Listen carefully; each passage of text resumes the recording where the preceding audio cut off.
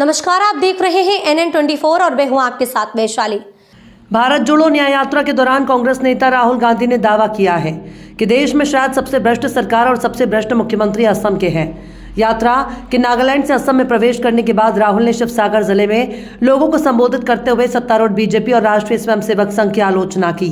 राहुल गांधी ने कहा कि वे नफरत फैला रहे हैं और जनता का पैसा लूट रहे हैं। कांग्रेस नेता ने कहा कि शायद भारत में सबसे भ्रष्ट सरकार असम में है।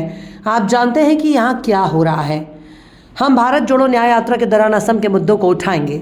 राहुल ने जोरहाट जिले के नाकाचारी के देबेरे रापार में एक नुक्कड़ सभा को संबोधित किया और आरोप लगाया कि आदिवासियों को चाय बागान के श्रमिकों और असम के अन्य मूल निवासियों के खिलाफ भाजपा नीति सरकार कई अन्याय कर रही है। हम सब जानते हैं कि भारत में सबसे भ्रष्ट मुख्यमंत्री शायद असम के मुख्यमंत्री हैं। राहुल ने आरोप लगाया कि असम के मुख्यमंत्री हेमंत बिस्व शर्मा का पूरा परिवार भ्रष्टाचार में लिप्त है। राहुल गांधी के इस बयान पर पलटवार करते हुए हेमंत बिस्व शर्मा ने गांधी परिवार को देश का सबसे भ्रष्ट परिवार करार दिया। शर्मा ने कहा कि उनके परिवार का उपनाम गांधी नहीं है, लेकिन वे अपने डुप्लीकेट उपनाम लगाते हैं। हिंदुस्तान का सबसे भ्रष्ट चीफ मिनिस्टर, सबसे करप्ट चीफ मिनिस्टर असम का चीफ मिनिस्टर है।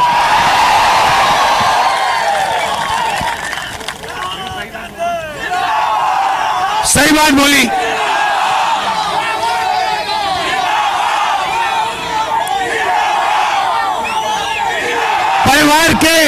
परिवार के सब मेंबर, चाहे बच्चे हो, वो स्वयं हो, उनकी बीवी हो, कोई ना कोई करप्शन में सबके सब लगे हुए एक साथ। और वो सोचते हैं, देखिए, वो सोचते हैं कि पैसे से पूरी असम की जनता को खरीदा जा सकता है। क्योंकि उनको पैसे से खरीदा जा सकता है, इसलिए वो सोचते हैं कि पूरी असम की जनता को पैसे का खरीदा जा सकता है। असम की जनता पैसे से नहीं खरीदी जा सकती, कोई कीमत ही नहीं है। ये असम का दुर्भाग्य है कि उसका जो मुख्यमंत्री है इस देश का सबसे भ्रष्ट मुख्यमंत्री है।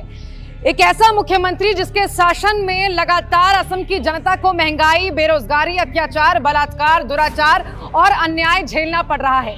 और जब उन्हीं की धरती पर राहुल गांधी उन्हें आईना दिखा रहे हैं तो वो छटपटाने लगे हैं, घबराने लगे हैं और धमका रहे हैं। आपको याद होगा, भारत जोड़ो यात्रा के समय भी कभी टी शर्ट, कभी जूता, कभी चप्पल, कभी कंटेनर, कभी विवेकानंद, कभी आरती, तो कभी प्रोटोकॉल का हवाले देकर यात्रा को बदनाम करने की कोशिश की गई थी, लोगों के बीच भ्रम फैलाने की कोशिश की गई थी, झूठ बोलने की कोशिश की गई थी और यात्रा को रोकने की कोशिश की गई थी। लेकिन क्या हुआ? यात्रा न केवल अपने मंजिल तक पहुंची बल्कि सफल भी हुई। और एक बार फिर जब अहंकारी मोदी सरकार के अन्याय के खिलाफ राहुल गांधी न्याय की यात्रा लेकर निकले हैं तो ये सरकार छटपटा रही है और डराने धमकाने की कोशिश कर रही है।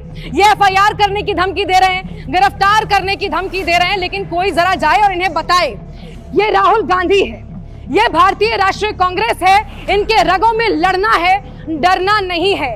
तो डियर मोदी जी, गौर से सुन लीजिए, भारत जोड़ो न्याय यात्रा मणिपुर से मुंबई के लिए निकल चुकी है और ये यात्रा तब तक चलेगी जब तक इस देश के दबे, कुचले, शोषित, वंचित लोगों को न्याय नहीं मिल जाता, न्याय का हक नहीं मिल जाता। हम पहुंचेंगे हर घर तक न्याय का हक मिलने तक। कांग्रेस मुसलमानों को रिप्रेजेंट कर रहा है। कांग्रेस मुसलमानों का एक वर्ग को रिप्रेजेंट कर रहा है। इस बार तो मुसलमान महिला भी कांग्रेस का सभा में नहीं आएगा। हम लोग का जो प्रोग्रेस है, सबका साथ सबका विकास का, आसाम में इतना प्रोग्रेस हुआ है, आप देखते जाइए। ऐसे कांग्रेस का सभा होने से मियाँ लोगों का मेल और फीमेल दोनों आते थे। इस बार तो माँ और बहन लोग नहीं आएगा और धीरे धीरे बाबा लोग भी आना बंद कर देगा।